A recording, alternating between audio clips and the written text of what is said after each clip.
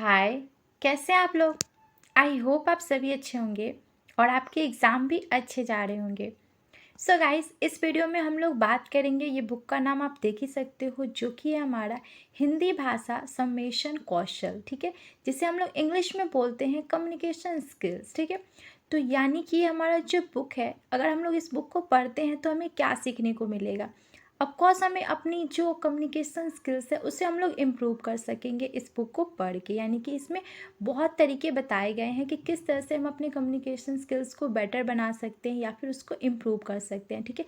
इसका इंग्लिश भी है और इसका हिंदी भी है। अब मुझे बुक का कोड याद नहीं आ रहा है, आप चेक कर लोगे, बट सेम वही चीज़ इसमें दी गई है, ठीक है। तो देखो, मैं इस वीडियो में आपको क्या क्या चीज़ें समझाऊंगी, मैं उसको आपको पहले बता दे रही हूँ। तो सबसे पहले हम लोग बात करेंगे इस वीडियो में जो टॉपिक है, यानी कि इसमें जो जो टॉपिक है उसको मैं आपको पहले क्लियर समझा दूंगी। उसके बाद हम लोग क्वेश्चन और आंसर दोनों चीज़ों पे बात करेंगे, ओके। और आप प्लीज़ इस वीडियो को पूरे ध्यान से देखोगे तो आपको बहुत जल्दी समझ में आ जाएगी। आप थोड़ा सा एक बार बुक को रिव्यू करोगे तो आपको अच्छे से क्लियर हो जाएगा टॉपिक, ओके। तो क्वेश्चन हम लोग बाद में करेंगे, उससे पहले हम लोग टॉपिक को समझ लेते हैं कि हमें क्वेश्चन को समझने में बहुत इजी हो जाए। तो सबसे पहले मैं आपको टॉपिक समझा दे रही हूँ कि इसमें एक्चुअली टॉपिक क्या है। मैं आपको एक ओवरव्यू दे दे रही हूँ कि इस बुक में हमें क्या क्या चीज़ें जानने को मिलेगी या फिर सीखने। तो देखिए, इसमें हमें दो खंड मिलेंगे पढ़ने के लिए, यानी कि जिसको हम लोग इंग्लिश में ब्लॉग बोलते हैं, ब्लॉग 1 और ब्लॉग 2, ठीक है।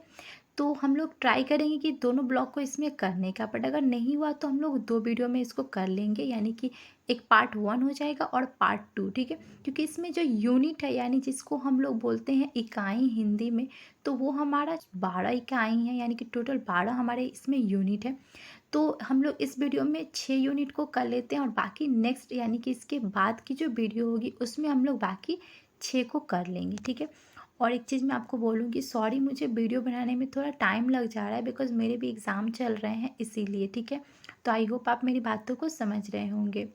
अब मैं आपको टॉपिक समझा दे रही हूँ, ठीक है। तो हम लोग इस वीडियो में ये जो खंड 1 है, यानी कि खंड 1 का हम लोग 6 यूनिट को कंप्लीट करेंगे, ओके। और इन 6 यूनिट से ही मैं आपको क्वेश्चन भी दूंगी जिससे आपको करना है, ठीक है। और आप प्लीज़ ध्यान से वीडियो को देखोगे कि आपको टॉपिक जो है वो क्लियर हो जाए। तो ये हमारा इकाई 1 है, यानी कि हमारा पहला खंड का ये इकाई 1 है, ठीक है।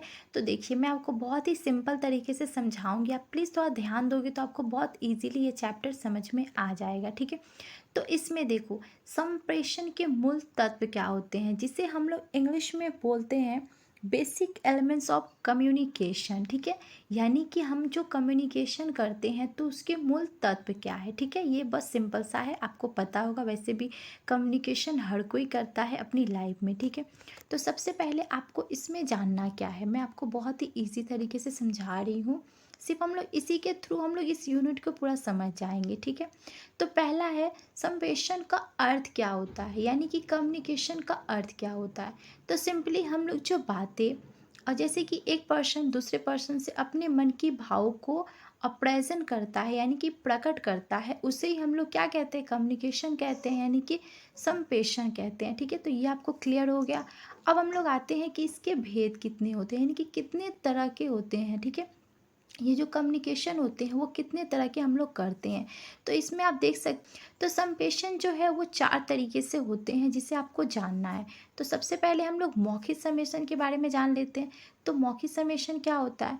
तो मौखिक जो, यानी कि देखो, जब हम अपने मन के भाव को किसी दूसरे के सामने बोलकर प्रकट करते हैं तो उसे क्या कहते हैं, मौखिक, है ना। मौखिक, उसे कम्युनिकेशन कहते हैं। दूसरा हम लोग आते हैं आंगिक संप्रेषण। तो आंगिक सम्मेशन क्या होता है? तो ये जो होता है वो हमारा बॉडी लैंग्वेज, यानी कि देखो, हम जब बातें करते हैं तो उसमें हमारे बॉडी लैंग्वेज का भी बहुत ज़्यादा इंपॉर्टेंट रोल होता है। आप कुछ भी बातें किसी को बोलते हो तो आपके फेस पे भी उसका रिएक्शन हमें देखने को मिलता है ना। जैसे कि आप स्माइल कर रहे हो तो स्माइल क्या है, आपको फेस देखकर कोई बता देगा कि आप स्माइल कर रहे हो। अगर आप सैड हो तो कोई भी बता देगा, आपका फेस का जो रिएक्शन है, कि आप सैड हो। तो ये जो होती है आंगिक, यानी कि बॉडी बॉडी का जो कम्युनिकेशन होता है ना, ये भी एक दूसरे से कनेक्टेड होता है, ठीक है। तो उसे ही हम लोग कहते हैं आंगिक सम्मेशन, ठीक है। तो आई होप आपको ये दोनों क्लियर हो गया होगा। अब हम लोग आते हैं लिखित। लिखित सम्मेशन क्या होता है, यानी कि रिटर्न जिसको हम लोग कम्युनिकेशन बोलते हैं, जो कि एक बहुत इम्पॉर्टेंट होता है। तो सम टाइम क्या होता है कि हमें अपनी बातों को किसी के सामने प्रेजेंट करना रहता है, तो हम लिखकर अपनी बातों को प्रेजेंट कर सकते हैं। जैसे कि हमें कुछ किसी को इन्फॉर्म करना रहता है, तो उस टाइम हम लोग कुछ लिख कर नोटिस वगैरह जारी करते हैं। तो हमें बोलना नहीं पड़ता है, हम बस उसको लिख कर किसी को भेजते हैं, तो वो पढ़ के समझ आता है कि हम क्या कहना चाहते हैं, ठीक है। तो ये भी एक इसका पार्ट होता है। और उसके बाद तो संचार माध्यम क्या होता है? तो संचार माध्यम को अगर हम लोग ईज़िली समझें, तो जब आपको अपनी बातों को किसी के सामने प्रेज़ेंट करना रहता है, तो आप क्या करते हो? तो जैसे कि हमें अपनी बातों को किसी के सामने प्रेज़ेंट करना है, तो उस टाइम हम लोग को एक माध्यम चाहिए होता है। जैसे कि मान लो कि आपको अपने घर पे, यानी कि अपने फैमिली में किसी से बात करनी है, तो आप वहाँ पर क्या यूज़ करोगे? मान लो आप कहीं दूर हो, तो वहाँ पर आप टेलीफ़ोन का यूज़ करोगे, फ़ोन का यूज़ करोगे, या फिर कोई और सोर्स को आप खोजोगे उनसे बात करने के लिए, ठीक है। तो यही चीज़ होती है, तो ये भी हमारा एक कम्युनिकेशन का पार्ट होता है, ठीक है। तो इसमें हम लोगों ने देखा कि हमें ये चारों पार्ट करने होते हैं। अगर इससे क्वेश्चन आए तो आप इन चारों को लिख दोगे, इनका डेफिनेशन एग्जाम्पल, तो आपका ये क्लियर हो जाएगा, ठीक है।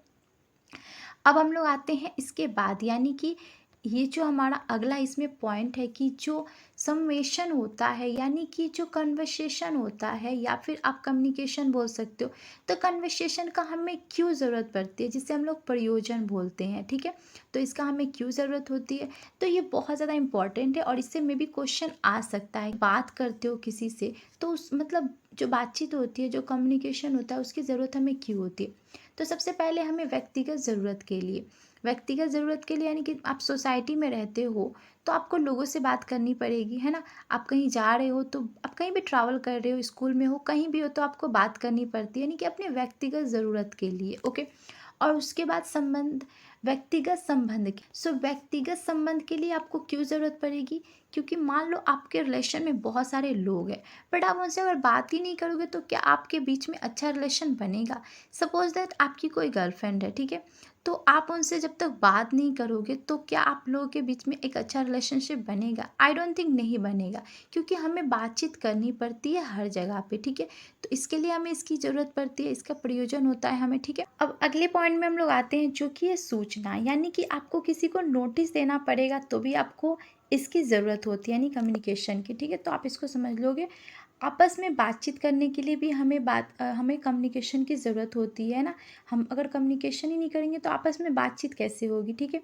आग्रह के लिए, आग्रह मीन्स किसी को हमें रिक्वेस्ट करना है ना। जैसे कि आपको कुछ चीज़ चाहिए, तो आप कभी कल रिक्वेस्ट करते हो ना, अपने फैमिली में किसी से भी हो गया, तो रिक्वेस्ट के लिए हमें आग्रह जो करते हैं हम लोग, तो उसके लिए भी हमें कम्युनिकेशन की ज़रूरत पड़ती है। मनोरंजन के लिए, मनोरंजन मीन्स एंटरटेनमेंट, यानी कि आपको हर क्षेत्र में इसकी ज़रूरत पड़ती है। मनोरंजन में जैसे कि आप टीवी पे शो वगैरह देखते होगे, मूवी वगैरह, तो उसमें हम लोग क्या अपने बात जो करते हैं, अपनी जो भी चीज़ें को प्रेजेंट करते हैं, तो उनके लिए उन्हें बातचीत की ज़रूरत पड़ती है। सपोज दैट कि आपसे कोई गुस्सा है, तो आपको उसे हंसाने के लिए क्या करना पड़ेगा? आपको भी उसे कुछ ऐसे जोक सुनाने पड़ेंगे, या फिर कुछ ऐसी बात बोलनी पड़ेगी जिससे वो मान जाए, है ना। तो ये सब होता है एंटरटेनमेंट में, ठीक है। तो इन सारी चीज़ों को हमें ज़रूरत पड़ती है, किसके लिए? कम्युनिकेशन के लिए, ठीक है। तो आई होप आपको ये पॉइंट क्लियर हो गए होंगे। अब हम लोग अगले पॉइंट में आते हैं, जो कि हमारा संप्रेषण की प्रक्रिया, यानी कि जो कन्वर्सेशन होता है, यानी कि जो कम्युनिकेशन होता है, तो उसकी प्रोसेस क्या है, यानी कि उसका प्रोसेस क्या है। तो इतने सारे प्रोसेस है, इससे आपको करना है। सबसे पहला इसका स्रोत क्या है, यानी जिसको हम लोग सोर्स बोलते हैं, यानी कि आप किसी चीज़ को, बात को प्रेजेंट करना चाहते हो, तो आपके पास क्या सोर्स है। और उसके बाद वक्त वृत्त क्षमता, यानी कि आपको बोलने में आपका जो स्किल्स है, वो आप उसकी आपकी जो कला है ना बोलने की, वो कितनी अच्छी है। फिर आपका संदेश, यानी कि आपको मैसेज होना चाहिए। माध्यम, आप किस माध्यम से अपनी बातों को और उस पर्सन के पास पहुंचाना चाहते हो, जिससे आप बोलना चाहते हो उस मैसेज को। प्राप्त करता है, यानी कि जिसे आप मैसेज पहुंचाना चाहते हो उस व्यक्ति का। फिर संदेश प्राप्ति, संदेश प्राप्ति का मतलब कि आपका जो मैसेज है उस पर्सन के पास मतलब पूरी तरह से अच्छे से पहुंच गया, तो ये होती है। और फिर प्रतिक्रिया, प्रतिक्रिया जिसे हम लोग फीडबैक बोलते हैं ना। जैसे मान लो कि आप कोई सामान लेते हो, तो उसमें लिखा रहता है कि आप अपनी राय को, यानी कि अपने व्यू को आप वहाँ पर बता सकते हो, जिसे हम लोग प्रतिक्रिया बोलते हैं। तो आई होप आप समझ रहे हो। अब हम लोग आते हैं अगले पॉइंट में, जो कि हमारा है सफल समेशन, यानी कि एक सक्सेसफुल कम्युनिकेशन जो होता है वो कैसे हम लोग कर सकते हैं, ठीक है। तो इसका मतलब क्या हुआ कि अपनी बातों को आप जिस पर्सन के साथ, जिस पर्सन को आप पहुंचाना चाहते हो, तो सक्सेसफुली आपकी बातों को समझ गया, उसे ही हम लोग कहते हैं सफल सम्मेशन, ठीक है। और ये कितने तरह के, और एक और यहाँ पर पॉइंट दिया है अगला, कि हम अपनी बातों को जब किसी के सामने पहुँचाना चाहते हैं तो हमें कौन कौन सी रुकावटें आती है। तो सपोज़ करो मैं आपको एक एग्जांपल बता रही हूँ कि मान लो आप किसी से बात कर रहे हो, ठीक है। बातों को सही रूप से उस आदमी के पास नहीं पहुँच, सपोज़ करो कि वहाँ पर कुछ प्रॉब्लम्स हो रही है, आवाज़ की प्रॉब्लम हो रही है, या फिर बहुत शोर है जिसके चलते आप जो बोलना चाह रहे हो उस पर्सन के पास नहीं पहुँच पा रही, यानी कि वो गलत समझ ले रहा है, आपकी बातों को क्लियर रूप से नहीं समझ पा रहा है। तो ये सारी बहुत सारी बाधाएँ आती है जिसके चलते हम एक सफल कन्वर्सेशन नहीं कर पाते हैं। तो यही है इसमें, ठीक है। तो ये रहा हमारा फर्स्ट यूनिट में आपको इतने सारे टॉपिक को करने हैं, ठीक है। तो आई होप आपको ये समझ में आ गए हों। अब हम लोग दूसरी इकाई में आते हैं। ये जो हमारा पहला खंड है उसकी दूसरी इकाई में मैं आपको बहुत ही शॉर्टली समझा रही हूँ, नहीं तो वीडियो बहुत लॉन्ग हो जाएगी, क्योंकि टॉपिक बहुत बड़ा है। अगर आप इसको और डीपली समझोगे तो बट ईजी, आप इसको ईजिली समझ जाओगे, ठीक है। तो ये जो हमारा दूसरा इकाई है इसमें आप देख सकते हो उच्चरित और लिखित भाषा, ठीक है। तो उच्चरित यानी या फिर प्रोनाउंस हो गया, है ना। और लिखित यानी कि रिटन, ठीक है। तो हमारी जो लिखित या फिर हम जो प्रोनाउंस करते हैं उसी के बारे में इस यूनिट में आपको करना है, ठीक है। तो इसमें मैं बता दे रही हूँ कि इसमें आपको कौन कौन से करने हैं। तो सबसे पहले आपको करना पड़ेगा कि उच्चरित भाषा की प्रकृति क्या होती है।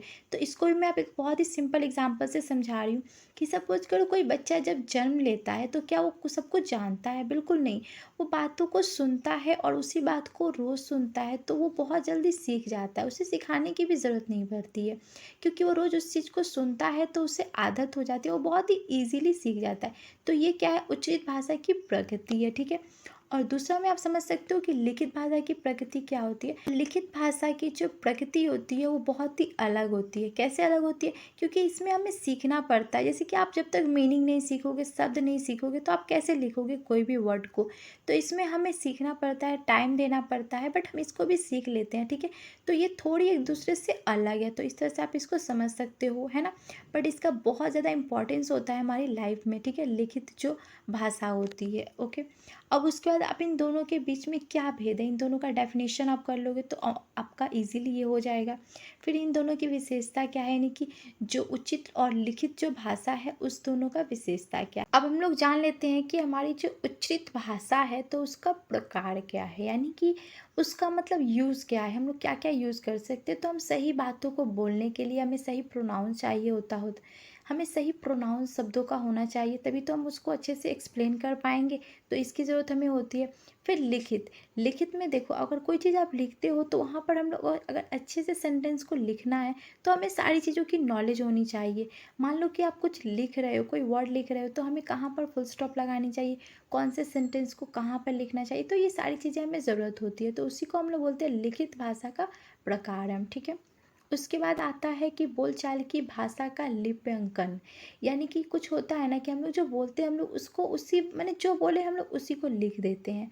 तो ये होता है, मैं आपको बहुत ही शॉर्टली समझा रही हूँ बिकॉज टाइम उतना नहीं है समझाने का अभी फ़िलहाल। लिखित भाषा पर उचित भाषा का क्या प्रभाव है, तो ये भी आप कर लोगे, ये आप पढ़ लोगे तो आपको ये पूरा समझ में आ जाएगा, ठीक है। तो इसमें बस आपको यही करना है। इस यूनिट में आप सिंपली समझ लो कि आपको उच्चारण और लिखित जो भाषा होती है ना उसी को आपको समझना है इसमें, ठीक है। दोनों की क्या अंतर है, क्या प्रकृति है, यही सारी चीज़ें इसमें दी गई है, बस आपको इतना ही करना है। सेकेंड यूनिट में हम लोग इकाई 3 में आते हैं, जो कि हमारा है आग्नेयिक भाषा और सम्मेशन, यानी कि हमारी जो बॉडी लैंग्वेज की जो भाषा होती है और हमारा कम्युनिकेशन, ठीक है। तो इस पॉइंट को आप कर लो। तो इसमें आपको क्या करना है, तो अभी मैंने आपको समझाया कि हमारा जो कम्युनिकेशंस होता है, कम्युनिकेशन जो स्किल होता है, तो उसमें हमारा बॉडी लैंग्वेज का भी बहुत ज़्यादा इंपॉर्टेंट रोल होता है, ठीक है। क्योंकि बॉडी लैंग्वेज अगर हम लोग नहीं अच्छे से एक्सप्रेस करेंगे तो हमारी बातें भी अच्छी नहीं लगेगी। तो ये सारी चीज़ें एक दूसरे से कनेक्टेड होती है। अब मैं आपको एग्जांपल बता रही हूँ कि मान लो कि आप बोर हो रहे हो, तो आप वहाँ पर कुछ बोलना नहीं चाहते हो, बट आपकी बॉडी लैंग्वेज जो है ना वो आपको बता देगी। जैसे कि मान लो आप कोई मूवी देख रहे हो, तो आपको अगर मूवी अच्छी लग रही है तो आप काफ़ी इंटरेस्ट से देखोगे। बट वही मूवी अगर आपको अच्छी नहीं लगेगी तो आपका जो फेस का रिएक्शन है ना वो पता चल जाएगा कि इसको बोरिंग, ये जो मूवी है आपको बोरिंग लग रही है, ठीक है। तो इस तरह से हमारे शरीर का जो हाव भाव होता है ना उससे हम लोग पता कर लेते हैं कि हमें कौन सी चीज़ क्या अच्छी लग रही है या नहीं लग रही है, ठीक है। तो ये सारी चीज़ें बहुत ज़्यादा इम्पॉर्टेंट होती है हमारे कन्वर्सेशन में, ठीक है। और ये सब आप कर लोगे, और उसके बाद यहाँ पर एक और पॉइंट है जिसे आपको करना है। तो आंगिक भाषा, तो ये जैसे कि शारीरिक प्रतिक्रिया, तो शारीरिक प्रतिक्रिया अभी मैंने जो आपको बताया वही चीज़ है कि जैसे कि हम लोग कभी कभी कुछ बोलना नहीं चाहते हैं, बट हम चीज़ों को बहुत जल्दी एक्सप्रेस कर देते हैं अपने फेस के थ्रू या फिर अपने बॉडी लैंग्वेज के थ्रू। जैसे मान लो कि आप किसी टीचर का कोई लेक्चर सुन रहे हो, और उस टाइम आपका जो मतलब पहले तो आप बहुत इंटरेस्ट से सुन रहे हो, बट बाद में आपकी जो प्रतिक्रिया यानी कि आपका जो अब फेस का जो रिएक्शन होगा ना वो बोर टाइप का, यानी कर टीचर जो है वो समझ लेगा कि बच्चा जो है उसको मतलब जो स्टूडेंट है उससे उस चीज़ में इंटरेस्ट नहीं आ रहा है। जैसे कि मैं आपको एग्जांपल बता रही हूँ कि मान लो आप स्कूल टाइम में ज्योग्राफी या हिस्ट्री की जो क्लास करते होगे, तो किसी किसी को इंटरेस्ट नहीं लगता था तो वो सो जाता था, यानी कि उसको बोरिंग लग रहा है। तो इससे उसकी प्रतिक्रिया बता देती है कि वो चीज़ें उसे पसंद नहीं आ रही है, ठीक है। तो ये सारी चीज़ें होती है जो कि हमारी आंगित यानी कि हमारे बॉडी लैंग्वेज जो एक्सप्रेस करता है हमारे कम्युनिकेशन में, ठीक है। तो आई होप आपको मैंने बहुत ही ईजिली आपको समझाया कि आप समझ जाओ। अब हम लोग आते हैं चौथे यूनिट में। मैं आपको बहुत ही सिंपली समझा रही हूँ बिकॉज हमें क्वेश्चन को समझने में ईजी होगी, ठीक है।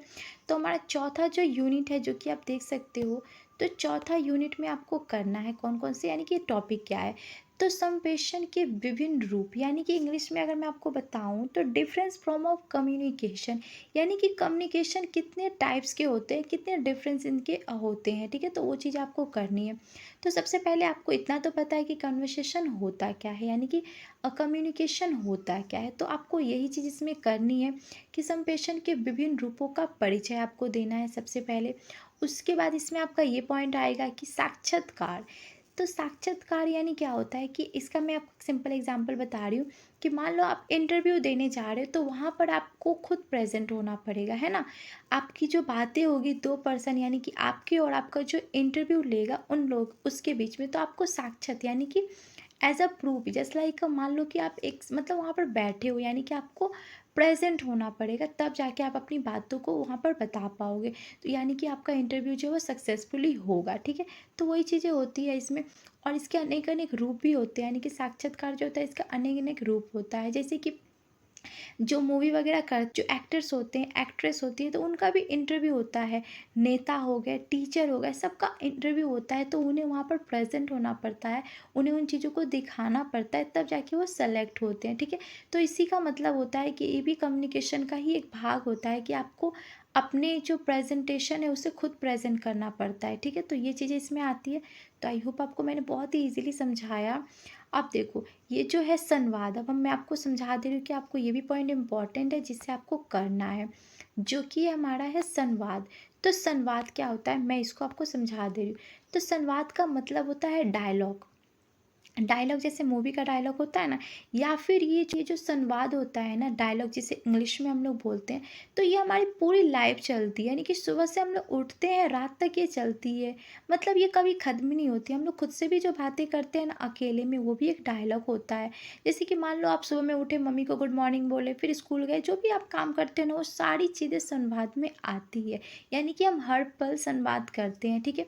जैसे कि मान लो यहाँ पर ये दिया गया है कि दो देशों के बीच शिखर वार्तालाप, यानी कि किसी टॉपिक पे दो जो कंट्री है वो आपस में किसी मुद्दे पे बात करे, तो भी एक संवाद है। फिर से आप समझोगे साहित्य या कला संस्कृत विषय पे, यानी कि साहित्य यानी कि जो लिटरेचर हो गया, कला हो गया, संस्कृत, इन सब चीज़ों पे हम लोग बात करते हैं, तो ये भी हमारा संवाद में आता है। अब फिल्म हो गया, नाटक हो गया, साहित्य रचनाएं जो भी है, इन सारी पे हम लोग जब बात करते हैं, इन सारे टॉपिक को हम लोग संवाद में लेते हैं। यानी कि अब फिर से यहाँ पर देख सकते हो आप, ज्ञान विज्ञान के क्षेत्र में व्यक्तिगत संवाद, ठीक है। तो हम लोग व्यक्तिगत संवाद में आपको थोड़ा सा समझा दे रही हूँ। तो ये कैसा होता है, जैसे हम लोग पर्सनल जो डायलॉग होता है, जस्ट लाइक कोई हस्बैंड अपनी वाइफ से जिस तरह से कन्वर्सेशन करता है एज अ पर्सनल, या फिर कोई बॉयफ्रेंड अपनी गर्लफ्रेंड से बात कर रहा है, कोई फ्रेंड जो भी क्लोज है जो भी, तो इसे हम लोग पर्सनल संवाद कहते हैं। ठीक है, तो इस तरह की जो बातें होती है तो ये सारे संवाद में आते हैं। कि संवाद भी बहुत तरह के होते हैं, तो इन सारे पॉइंट्स को आप कर लोगे कि पर्सनल संवाद किसे कहते हैं, जिसे व्यक्तिगत हमें बोलते हैं, और ये मतलब किस तरह के होते हैं, ये सारे जो है ना आप सभी को एक बार पढ़ लोगे, आपका ये जो डाउट है पूरा क्लियर हो जाएगा। ठीक है, संवाद से लेकर उसके बाद मैं आपको नीचे बता रही हूँ कि इसमें आपको कौन से पॉइंट करने हैं। तो उसके बाद हमारा ये पॉइंट है कि सामाजिक आदान प्रदान होता है।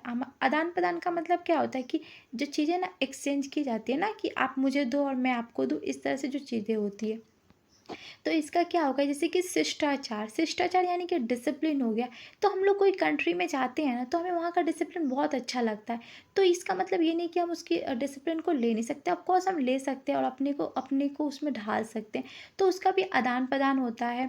फिर से जो सामाजिक जो रीति रिवाज होते हैं, रस्म हो गए, इन सारी चीज़ों को लोग अपनाते हैं या फिर छोड़ देते हैं। समय के हिसाब से उन्हें अच्छा लगता है तो वो रखते हैं, अदरवाइज उसे वो चेंज कर देते हैं। तो इन सारी चीज़ों का आदान प्रदान होता है, यानी कि एक्सचेंज होता रहता है। ठीक है, तो ये सारी चीज़ें जो होती है ना, वो हमारी किस में आती है, कन्वर्सेशन में, यानी कि कम्युनिकेशन में आती है। ठीक है, और क्षेत्रीय आदान प्रदान भी होते हैं, व्यवसायी आदान प्रदान भी होते हैं। ठीक है, तो ये सारी पॉइंट को आप एक बार पढ़ लोगे। ठीक है, मैं आपको बेसिक चीज़ बता दे रही हूँ बस। अब गाइज हम लोग 5 यूनिट में आते हैं, तो इसमें हमें कौन कौन से टॉपिक को करना है, मैं आपको मतलब कम शब्दों में समझाने का ट्राई कर रही हूँ, क्योंकि ये टॉपिक बहुत बड़े बड़े हैं।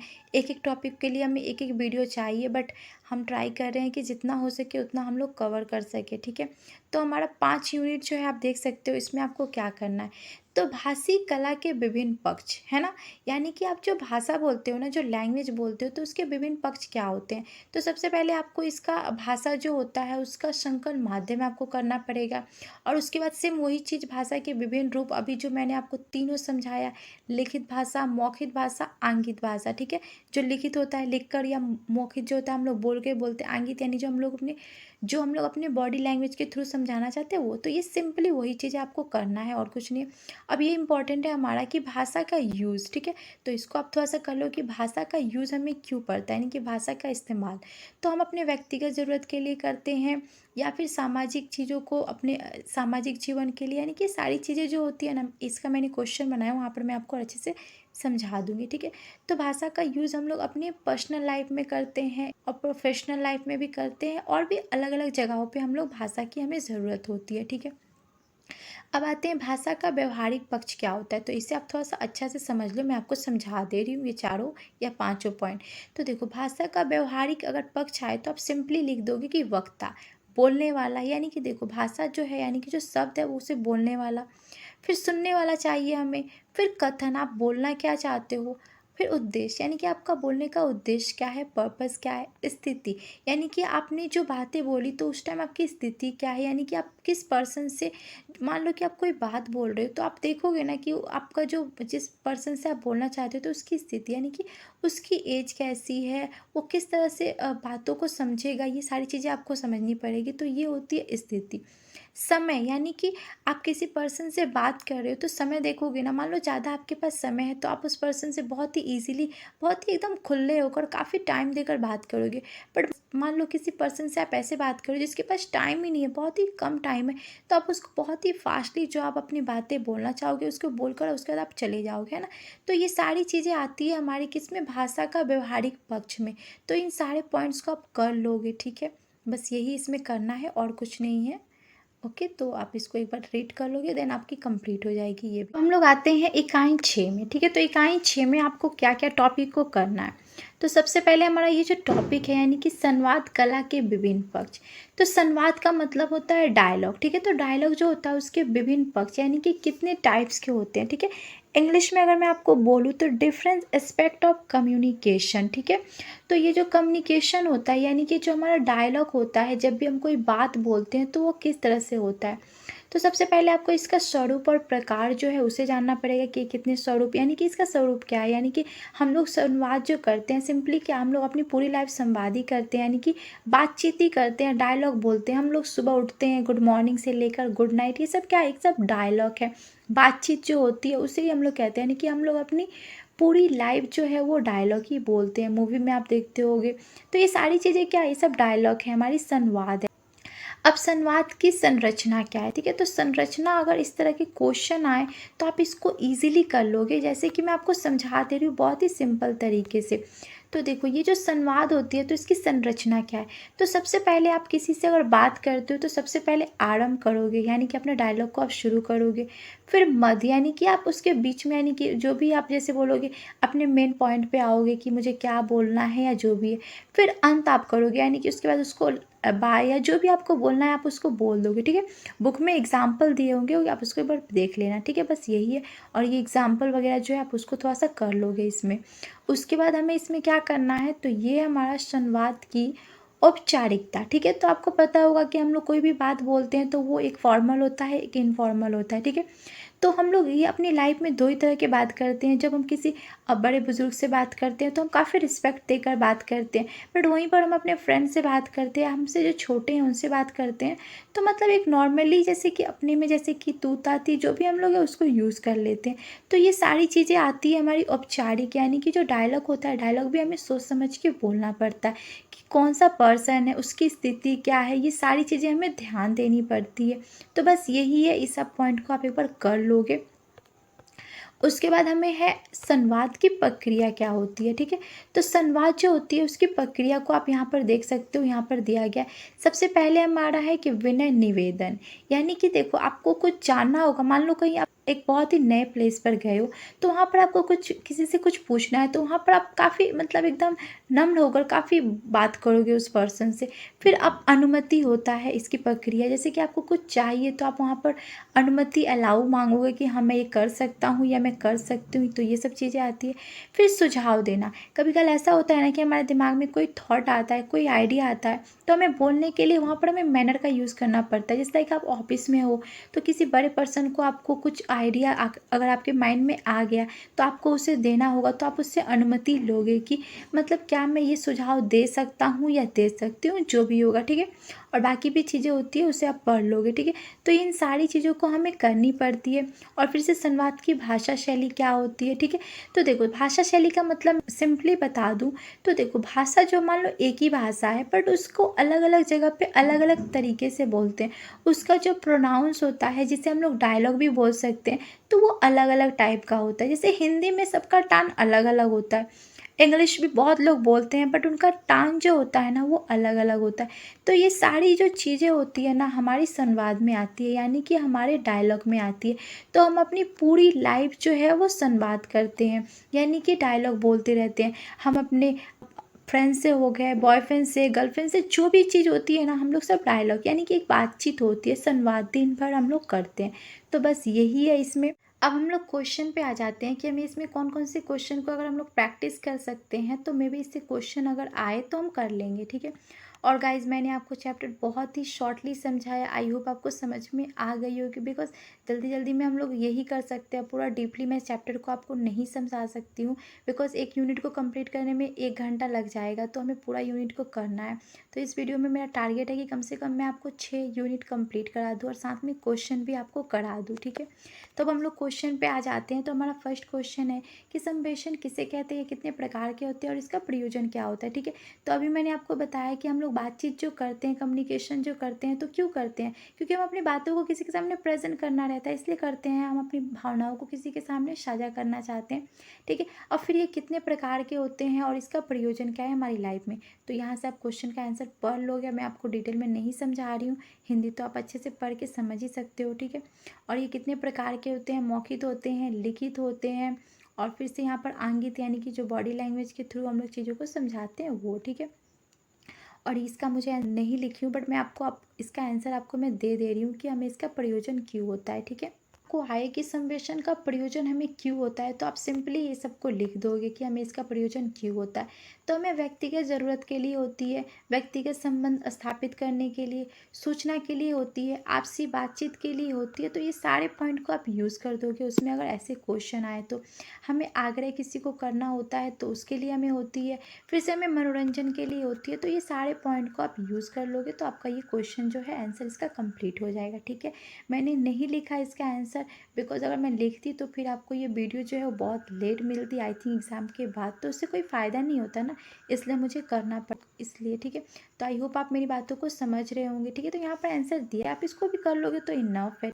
अब हम लोग आते हैं दूसरे क्वेश्चन पे। तो हमारा दूसरा क्वेश्चन क्या है, तो ये हमारा सेकंड क्वेश्चन है कि संप्रेषण की प्रक्रिया को समझाना है, ठीक है। तो संप्रेषण क्या है सबसे पहले आप लिख दोगे और उसके बाद इसकी प्रक्रिया क्या है, ठीक है। तो ये सारे पॉइंट को आप पढ़ लोगे। मैं वैसे आपको समझा दी हूँ कि सेंडर यानी कि कोई व्यक्ति जब मैसेज को भेजता है तो हमें कौन कौन सी चीज़ों का ज़रूरत पड़ता है। मैसेज चाहिए, हमें एक मीडिया चाहिए जिसे हम लोग माध्यम बोलते हैं, कोडिंग के थ्रू भी हम लोग कर सकते हैं। तो ये सारी चीज़ें क्या होती है, हमारी एक तरह से आती है, हमारे संवेशन यानी कम्युनिकेशन में आती है। अगर हम कुछ चीज़ किसी को भेजते हैं तो फिर वो हमें फीडबैक भेजता है। जैसे कि मान लो आपको अगर ये वीडियो अच्छा लगा तो आप मुझे कमेंट करके बोलोगे कि मैम ये वीडियो बहुत अच्छी थी, ठीक है। तो फीडबैक होता है इसी को, तो इसी को हम लोग बोलते हैं। और गाइज अगर आपको वीडियो अच्छा लगता है तो आप लोग लाइक में क्यों इतने कंजूसी करते हो, प्लीज़ आप लोग लाइक कर दिया करोगे वीडियो को, इससे बहुत अच्छा लगता है और वीडियो बनाने में भी काफ़ी अच्छा लगता है कि हाँ।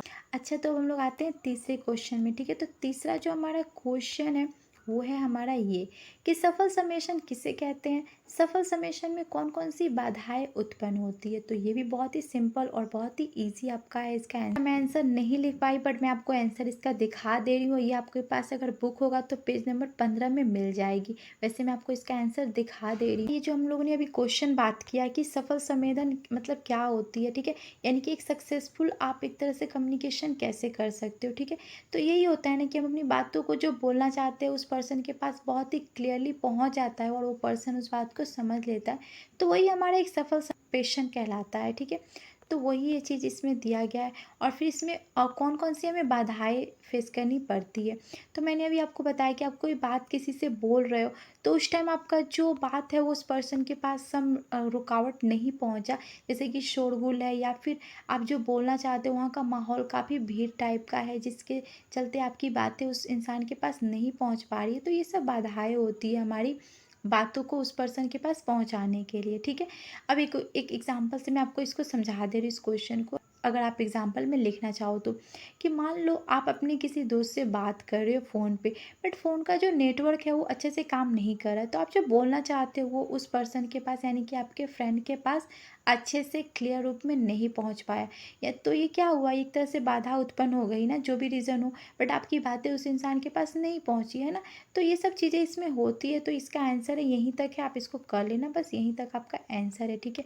मैंने नहीं लिखा बट आप यहाँ से इसको लिख सकते हो, ठीक है। बस यहीं पर होता है। और शब्दों का चुनाव जो होता है गलत है, हम लोग कभी कभी वर्ड को चुन लेते हैं जिसके चलते वो इंसान समझ नहीं पाता है, ठीक है। तो यही इसका आंसर होगा। आप अच्छे से इसको देख लो, स्क्रीनशॉट कर लो और वहाँ से आप इसको पढ़ लेना, ठीक है। और बुक होगा तो और भी अच्छी बात है। हम लोग आते हैं चौथे क्वेश्चन में, यानी कि हमारा 4 नंबर जो क्वेश्चन है वो क्या है। तो उच्चरित और लिखित भाषा की प्रकृति क्या है। तो अभी मैंने आपको समझाया, सेम वही आप लिख दोगे, पर फिर भी मैं आपको इसका आंसर दिखा दे रही हूँ जो कि पेज नंबर 21 और 22 में है। आप खोलकर वहाँ से भी देख सकते हो। हमारा इसका आंसर यहाँ से आप थोड़ा सा पढ़ लोगे और अपने हिसाब से इसको थोड़ा सा शॉर्ट भी कर लेना, ठीक है। तो उचित भाषा की प्रकृति क्या होती है, अभी मैंने आपको समझाया कि जो इसकी जो प्रकृति होती है वो नेचुरल होती है। कोई भी बच्चा को मतलब सिखाने की ज़रूरत नहीं पड़ती, वो अपने आप सीख जाता है बोलना, ठीक है। तो ये इसकी प्रकृति हो गई। और फिर से इसके बाद यानी कि लिखित भाषा की प्रकृति क्या है, तो यहाँ पर भी दिया गया है। आप इसको कर लोगे तो आपको इसका आंसर यहाँ पर मिल जाएगा, ठीक है। तो दोनों का आपका आंसर यहाँ पर मिलेगा। यहाँ से आप इसका स्क्रीनशॉट करके आप ले लेना और उसको पढ़ लोगे तो आपको याद हो जाएगा, ठीक है। ये हमारा 5 नंबर क्वेश्चन है जो कि उच्चरित भाषा और लिखित भाषा की विशेषता और भेद आपको करना है। तो ये भी आपको पेज नंबर 24 और 26 में मिल जाएगा, ठीक है। तो वहाँ से आप इसको ले लेना, मैं वैसे आपको दिखा दे रही हूँ। हमारा आंसर जो कि आपका उच्चरित जो भाषा होती है या फिर लिखित भाषा, तो उसके भेद क्या है, ठीक है। तो आप इसको थोड़ा सा एक बार पढ़ लोगे, यहाँ पर इसका आंसर दिया गया है, ठीक है। आप इसको पढ़ लोगे, मैं बहुत स्लो करके कर रही हूँ।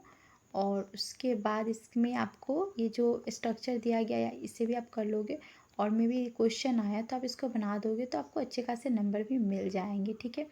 अब इसकी विशेषता भी आप कर लेना थोड़ा सा। इसकी विशेषता यानी कि जो उच्चरित भाषा होती है या फिर लिखित भाषा, तो इसकी विशेषता क्या होती है, ठीक है। तो दोनों का लिख दोगे विशेषता कि इसकी जो होती है नेचुरल होती है, और ये एक तरह से मतलब हम लोग अपने आप सीख जाते हैं कौन सी बोलने वाली जो होती है, और लिखित वाली में हमें बहुत कुछ सीखना पड़ता है। हमें अगर हम कुछ लिख रहे हैं तो हमें बहुत सारी चीज़ों का ध्यान देना पड़ता है, पंचुएशन का, या फिर हमें कहाँ पर कौन सी चीज़ यूज़ करनी चाहिए, ये सारी चीज़ें हमें ध्यान देनी पड़ती। तो इसका आंसर यहाँ तक है, आप इसको पढ़ लोगे, बस यही आपका ये आंसर है, आप कर लोगे देन कंप्लीट हो जाएगा। ठीक है, आते हैं अगले क्वेश्चन जो कि हमारा 6 नंबर क्वेश्चन है। तो 6 नंबर क्वेश्चन में आपको क्या करना है, आंगिक भाषा किसे कहते हैं और ये कितने प्रकार के होते हैं, सभी के बारे में आपको लिखना है। ठीक है, तो आंगिक भाषा अभी मैंने आपको जो बताया, बॉडी लैंग्वेज जो भाषा हम लोग करते हैं उसमें हमारी इसकी बहुत ज़्यादा इंपॉर्टेंस होती है, वो सब चीज़ों को आप लिख दोगे। सबसे पहले आपको इसको परिभाषा लिखना है, कितने प्रकार के होते हैं, सभी के बारे में थोड़ा थोड़ा करके लिख दोगे। वैसे तो आपको समझ में आ गया होगा, बट मैं आपको इसका आंसर बता दे रही हूँ, जो कि पेज नंबर आपको 53 में मिल जाएगा। ठीक है, वहाँ पर हम लोग जाके देख लेते हैं। ये रहा हमारा इसका आंसर, जिससे आप कर लोगे तो आपका ये जो क्वेश्चन है वो कंप्लीट हो जाएगा कि ये जो बॉडी लैंग्वेज जो भाषा होती है वो कैसे होती है। ठीक है, तो इसमें 3 पॉइंट दिया गया है, आप तीनों पॉइंट को कर लेना। जैसे कि पहला हमारा ये जो पॉइंट दिया गया है, शारीरिक प्रतिक्रिया, जो मैंने अभी आपको समझाया वही है। और उसके बाद एक और है शारीरिक स्थिति। ठीक है, यानी कि आपकी शारीरिक स्थिति क्या है, जो कि हमारा कन्वर्सेशन जो होता है उसमें हमारी बॉडी लैंग्वेज बता देती है। ठीक है, तो इन दोनों को आप कर लेना। वैसे तो आपके पास बुक होगा तो आप इसको एक बार पढ़ लोगे तो आराम से इसको आप कर लोगे बहुत ईजी तरीके से। ठीक है, तो बस यही है आंसर, आप इसको थोड़ा सा देख लोगे। ठीक है, बस यही आपको इसमें करना। अब हम लोग अगले क्वेश्चन में आते हैं, जो कि हमारा 7 नंबर है कि संप्रेषण के विभिन्न रूप कौन कौन से हैं, और साक्ष्यकार जो है संप्रेषण होता है वो क्या होता है, उसको आपको समझाना है। ठीक है, तो ये भी मैं आपको अभी समझाई जस्ट, और ये पेज नंबर आपको 64 से 65 के बीच में मिल जाएगा। ठीक है, तो हम लोग देख लेते हैं। तो ये रहा हमारा आंसर इस क्वेश्चन का, तो आप इसको थोड़ा सा पढ़ लेना कि ये इसके कितने रूप होते हैं, जो भी है उसको आप थोड़ा सा देख लोगे, और ये आपको करना है। ठीक है, ये सारे दिए गए हैं, आप इसको थोड़ा सा देख लोगे। वैसे मैंने आपको समझा तो दिया है, वही है। और उसके बाद इसके बारे में आपको लिखना है, साक्षात्कार जो असंवाद होते हैं वो क्या होते हैं, तो आप इसको भी कर लोगे देन आपका कंप्लीट हो जाएगा ये भी क्वेश्चन का आंसर। ठीक है, ये जस्ट आप प्रैक्टिस के लिए हम लोग यूज़ कर रहे हैं कि आप इसको कर लोगे तो मे बी इससे क्वेश्चन आया तो आप इसको ईजिली कर लोगे। यहीं तक आपका ये आंसर है। ठीक है, आप यहाँ तक कर लोगे। अब हम लोग अगले क्वेश्चन में आते हैं, जो कि हमारा 8 नंबर है कि सामाजिक आदान प्रदान क्या होता है। ठीक है, यानी कि समाज का जो चीज़ें हम लोग एक दूसरे को बांटते हैं, लेते हैं, वो सब क्या होता है, अभी मैंने आपको समझाया। तो ये आपको पेज नंबर 71 में मिल जाएगा, हम लोग देख लेते। तो ये रहा हमारा आंसर, इसको आप पढ़ लो और उसके बाद आप इसको लिख सकते हो यहाँ से कि सामाजिक आदान प्रदान क्या होता है, तो आपका ये भी आंसर कंप्लीट हो जाएगा। ठीक है, और इसमें जो इसके जो दिए गए हैं एग्जाम्पल या जो भी पॉइंट्स दिए गए हैं, इसको भी आप थोड़ा सा कर लोगे। ठीक है, यहीं तक आपको करना है। और उसके बाद इस शिष्टाचार में इसको हम लोग यूज़ करते हैं, यानी कि शिष्टाचार का भी आदान प्रदान होता है। और भी जो चीज़ें हैं, संस्कृति का हो गया, त्यौहार का हो गया, तो उसको भी आप थोड़ा सा कर लेना। ठीक है, वैसे आपके पास बुक होगी तो बहुत अच्छा होगा। इस सारे पॉइंट को आपको करना है। ठीक है, तो आप इसको भी कर लोगे और इसको भी कर लोगे, बस यही इनाफ है आपके लिए। ठीक है, तो यहाँ तक आपका आंसर है। ठीक है, आप यहीं तक लिखोगे तो चल जाएगा आपका, तो आप यहाँ तक कर लोगे। आप जस्ट प्रैक्टिस के लिए इसको यूज़ करो। अब हम लोग 9 नंबर क्वेश्चन देख लेते हैं कि हमारा कौन सा है, जो कि संवाद किसे कहते हैं। तो अभी मैंने बताया कि हम लोग जब एक या दो पर्सन के बीच में जो बातचीत होती है, यानी कि एक डायलॉग जो होता है हम लोग जो दिन भर करते हैं ना, तो उसे ही कहते हैं। तो ये आपको पेज नंबर मिल जाएगा 69 में। तो यहाँ पर इसका आंसर दिया गया। ठीक है, अब बस पढ़ लेना इसको, बस ये हो जाएगा आपका, बस यहीं तक आपको करना है। ठीक है, और जो पॉइंट्स दिए गए हैं उसको भी आप थोड़ा सा देख लोगे, जिससे आपको और अच्छा से समझ में आ जाएगा ये क्वेश्चन का आंसर। ठीक है, वैसे तो मैंने आपको क्वेश्चन ही मुझे दिखाना था, बट साथ में मैंने आपको आंसर भी बता दिया कि आप बुक में ही दिया हुआ है, आप उसको पढ़ लो। तो यहीं तक हमारा ये आंसर है, यहाँ तक है। ठीक है, तो आप इसको पढ़ लोगे, इसी से रिलेटेड है ये हमारा, तो आप यहाँ तक देख लोगे। ठीक है, बस यहीं तक आपको करना है इसमें। अब हम लोग 10 नंबर क्वेश्चन पे आते हैं। तो 10 नंबर हमारा क्वेश्चन ये है, भाषा के विभिन्न रूप या पक्ष क्या है। ठीक है, सभी के बारे में आप लिख दोगे, लिखित मौखिक जो भी है, और ये आपको पेज नंबर मिल जाएगा 77 से लेकर 78 के बीच में। ठीक है, इसी में ये पूरा दिया गया है, मैं आपको दिखा दे रही हूँ। तो ये रहा हमारा आंसर जो अभी हम लोगों ने क्वेश्चन पे बात किया कि भाषा के विभिन्न रूप कौन कौन से हैं।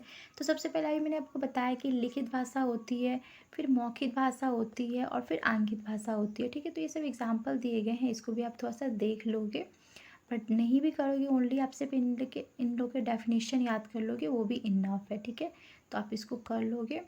और मौखिक बस यहीं तक है। ठीक है, आपको यहीं तक करना है, यहाँ तक। ओके, यहाँ तक बस एक बार आप पढ़ लोगे देन कंप्लीट हो जाएगा आपका ये भी क्वेश्चन। अब हम लोग आते हैं 11 नंबर क्वेश्चन हमारा क्या है, तो भाषा का उपयोग कहाँ कहाँ होता है। ठीक है, तो ये भी बहुत इजी है, आप इसको लिख लोगे और ये आपको पेज नंबर 80 यानी कि 18 में मिल जाएगा। हम लोग देख लेते हैं। ये रहा हमारा आंसर इस क्वेश्चन का, तो आप इसको कर लोगे। यहाँ पर इसका आंसर दिया गया है और ये सारी चीज़ों को पढ़ लोगे। यहाँ पर पूरा चीज़ बताया गया है कि सूचना के लिए, मनोरंजन के लिए, आग्रह के लिए। ठीक है, ये सारे पॉइंट दिए गए हैं, इसे आप कर लोगे। बस यही इसमें करना है, इतना सा आप कर लोगे देन आपका ये कंप्लीट हो जाएगा। ठीक है, आपको ज़्यादा नहीं करना है, बस इतना ही करना है। ठीक है, यहीं तक आपको करना है, अगर शॉर्ट टाइप के क्वेश्चन आए तब। ठीक है, तो बस यही आपको इसमें करना है। अब हम लोग 12 नंबर क्वेश्चन को कर लेते हैं। तो 12 नंबर हमारा ये क्वेश्चन है कि संवाद किसे कहते हैं, संवाद क्या है और इसका महत्व क्या है हमारी ज़िंदगी में और इसकी प्रक्रिया क्या है। ठीक है, ये 3 तरह से क्वेश्चन है, इसमें से एक या दो तो मे भी आ ही सकता है। ठीक है, तो आप सबसे पहले इसका डेफिनेशन लिख लोगे जो कि यहाँ से दिया गया है, मैं आपको समझा नहीं रही हूँ। इसका महत्व भी यहाँ पर दिया गया है, इसे आप कर लोगे।